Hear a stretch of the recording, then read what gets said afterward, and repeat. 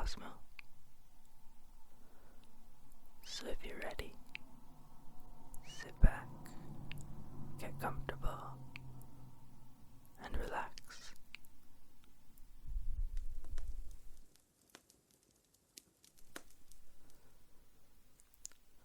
Once upon a time, in the great big green rainforest, lived a young parrot named Osmow. And Osmow lived atop a great big tree in a nest with his mom and all of his siblings. And every day, Osmow's mom would leave the nest in search of food that she would bring back home to feed the family.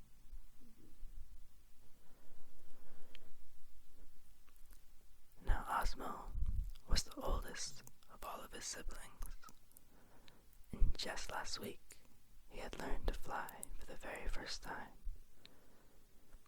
He was still getting the hang of it, and he wanted more than anything to go with his mom and to help her bring back food for the family.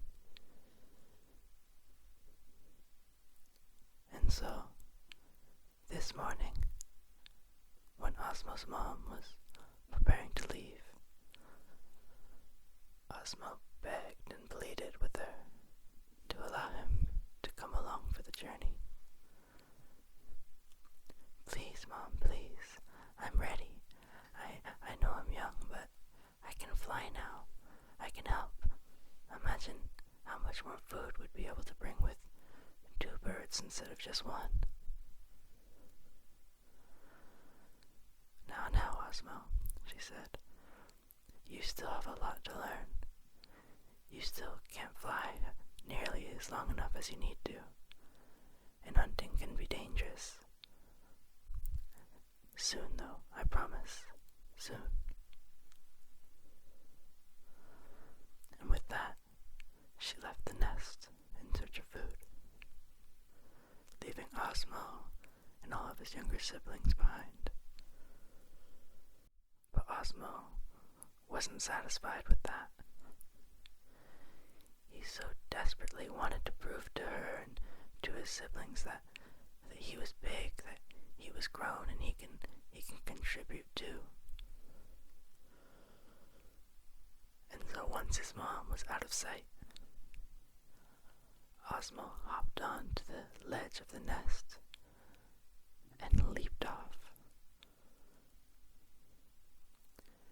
He flapped his wings, and he was unsteady at first, lopsided from left to right, then right to left.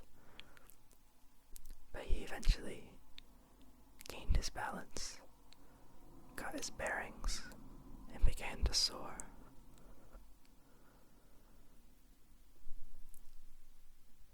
And he flew, and he took in his surroundings, all the noises of the rainforest and the colors that he was seeing. As he flew, he saw all sorts of species, birds like himself, some jungle cats, even some snakes. Now, the gravity of what he was doing was beginning to hit him, and he realized that his mom was right.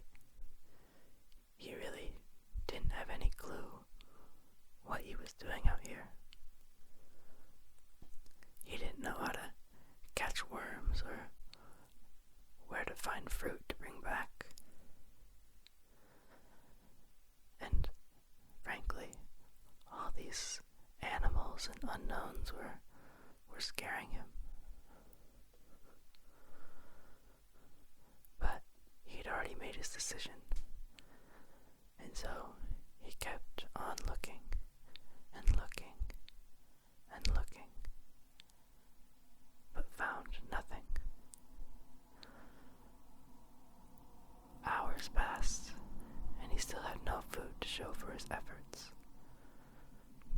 And he began to give up, to give in to that voice voice in his head that was telling him that he wasn't good enough, that he couldn't help out around the family, that he wasn't ready. But just as he was thinking those thoughts, he spotted it. A big, neat pile of berries just sitting there on the floor, perfectly stacked, basically begging Osmow to swoop down and pick them up and bring them back home to his family. And so he did just that. He swooped down and pounced on the berries.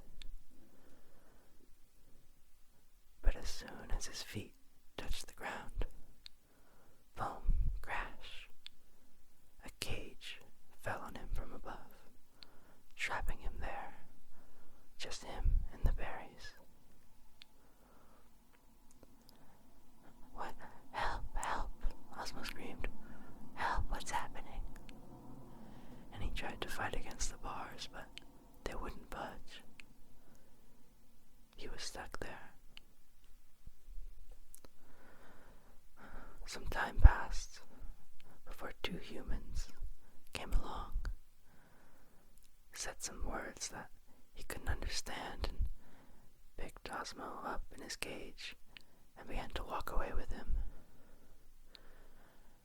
And he begged and pleaded with the humans, please, please, put me down, let me go. I want to go back home. I want to see my family. But they either couldn't understand or didn't care, because they just continued hauling him away.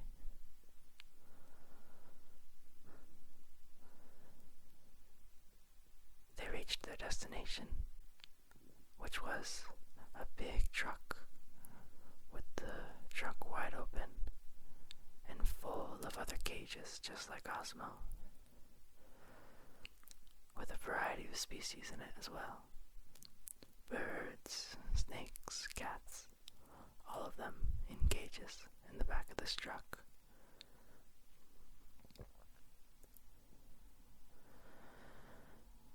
The animals were being placed in the truck, and Osmow began to cry. He thought that wherever they were taking him, he might not be able to return ever again. A bird that was in the cage next to him noticed him and tried to comfort him, telling him that they were going to be okay. But Osmow could see that that bird was worried too, that they were all worried. None of the animals here knew what would become of them. Osmow was then placed into the back of the truck with the others, and the doors to the truck slammed close, enveloping them into darkness. All was silent back there, all but the sound of the engine of the car and the wheels on the road. Not a single soul made a noise in that truck. They were all thinking similar thoughts of home and family, and questioning what the future had in store for them.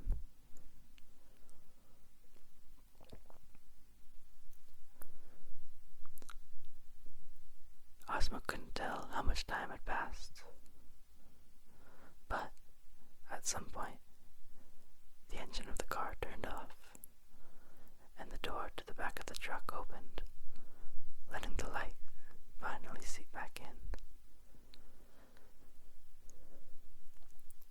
The animals were removed from the truck,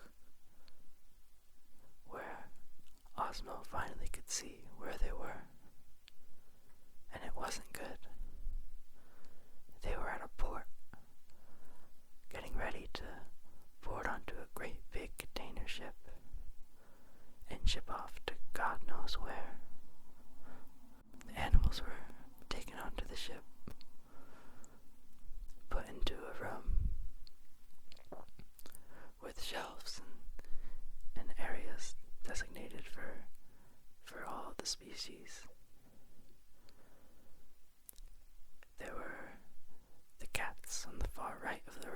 the snakes in the middle and the birds on the left.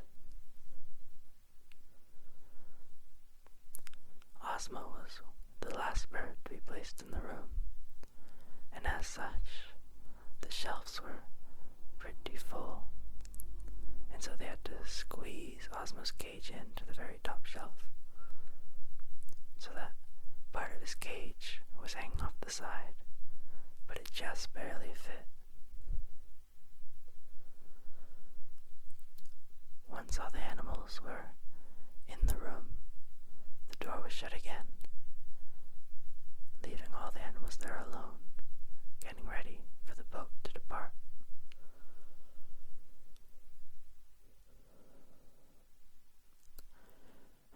This can't be happening, Osmow thought. I have to do something. If this boat leaves, I'm never gonna come back home again. I have to try something, I have to.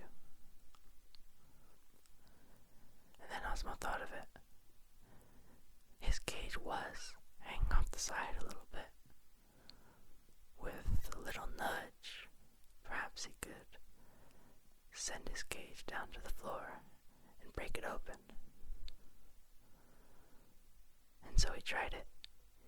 He pushed on the side of the cage that was hanging off the edge again and again, and it moved a tiny, tiny bit each time, until after the 6th or 7th hit, boom, it fell to the floor. And this was no small drop. It was at least 10 to 12 feet.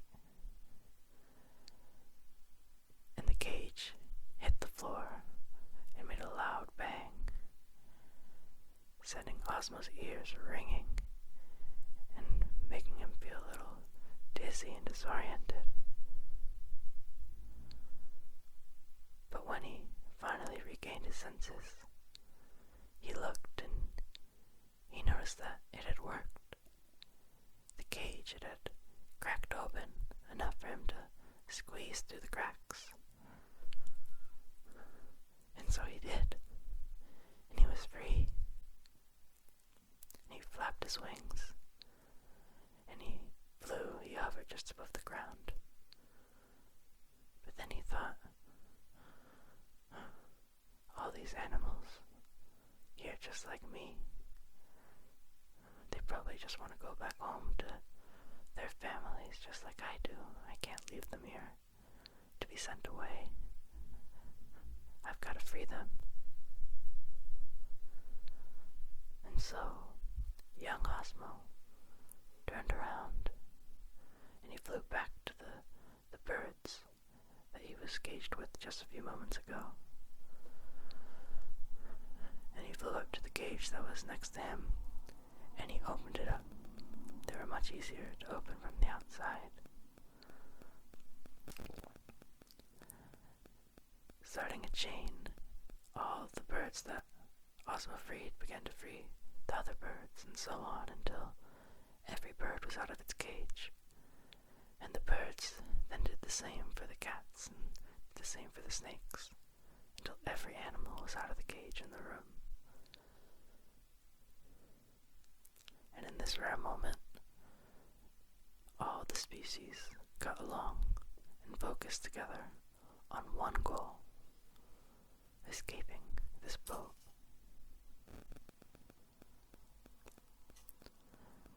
But there was one last obstacle: the door. Osmow was at the door and he yelled, "I can't open it. Guys, help, please."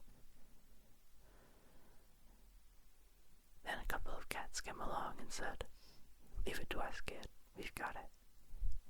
And they nimbly jumped up and spun the handle on the door, cracking it open, and then using their weight, they pushed their paws against the door, opening it fully, allowing for them to escape onto the deck of the ship.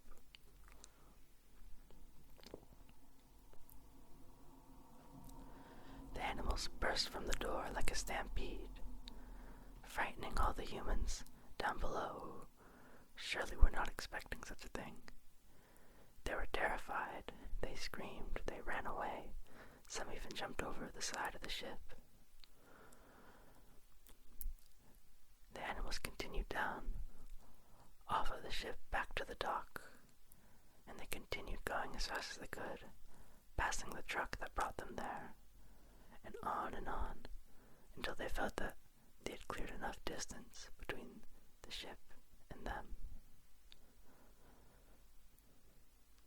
They stopped in a outcrop in some trees to regain their breath and to orient themselves. And the animals began to speak. Hey, which way is it back to the rainforest, do you think? Should just be over here. A few miles, maybe a few hours of travel and we'll get there. Some of the snakes and cats were talking. And once they figured out where they were, one of the cats turned and saw young Osmow sitting there by himself. And he said, "Hey, you, kid. We all owe you big time. You saved us back there. Because of you, I'm going to be able to return to my cubs and my family back home. I can never repay you. You're a hero, man." And Osmow said, "Well, thank you. I couldn't let you guys be shipped away. I know that I just want to go home to my family too, so I figured you guys did as well. And I couldn't let them stop you from doing that." And then Osmow said, "Does anybody know how to get back to my area of the rainforest? I'm sure my mom is really worried about me." And one of the parrots spoke up. It was the one who had comforted him earlier in the truck. And he said, "Sure, kid. Tag along with us. We're heading in that direction." And so, Osmow, along with a group of birds, flew back in the direction of the rainforest. They flew for longer than Osmow had ever flown before, until finally they reached a section of the rainforest that looked a little familiar to Osmow. And then he noticed his tree and his nest. And he landed back home, and he saw his mom and his younger siblings eating the food that his mom had brought back. And when his mom noticed Osmow land, she turned, and she had tears in her eyes, and she said, "Oh, Osmow, where have you been? I've been so worried." And Osmow couldn't bring himself to explain just yet. He burst into tears, and he hugged his mom in the tightest embrace that he'd ever had before. After a few moments, he gathered himself and he explained to his mom what had happened, how he had wanted to prove himself, how he'd gotten captured, and the truck and the boat and everything. And she was so shocked, but so relieved that he was okay. And she said, "Oh, Osmow, I know you can contribute, and I know you're brave. And one day, when you're ready, you can come with me. But please don't do anything like this ever again. You're left here regardless of how much food you bring home or what you can do for us. We love you just for being you."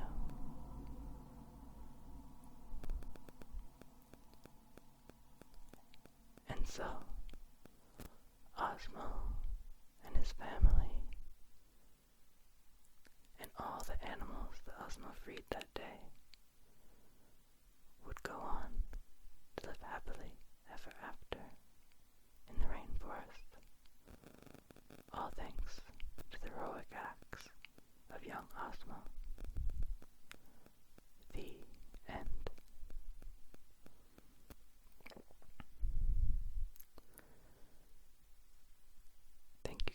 so much for listening. I hope you enjoyed this story. It's one of my favorites to tell. I hope it brought you some relaxation, soothed